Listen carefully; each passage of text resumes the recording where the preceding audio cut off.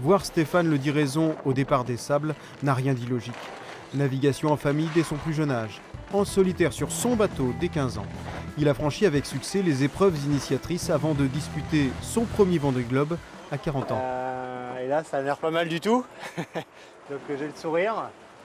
Adossé à un sponsor de la banlieue parisienne, où il réside désormais, Stéphane Le Diraison a pu s'offrir l'ancien monocoque d'Alex Thompson.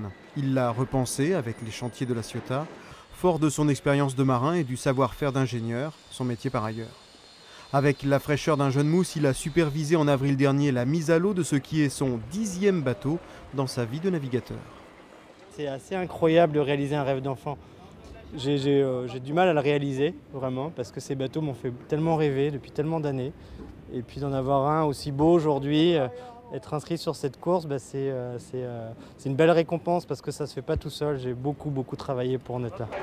En plus du travail, le Lorientais d'origine affiche une grande expérience en classe 40, les bateaux de 40 pieds, victoire en 2011 de la course entre les Sables et les Açores et du record SNSM, premier du Grand Prix Guyadère en 2013, et l'année suivante une très honorable 4e place sur la route du Rhum, malgré une avarie en début d'épreuve. Bref, c'est du solide.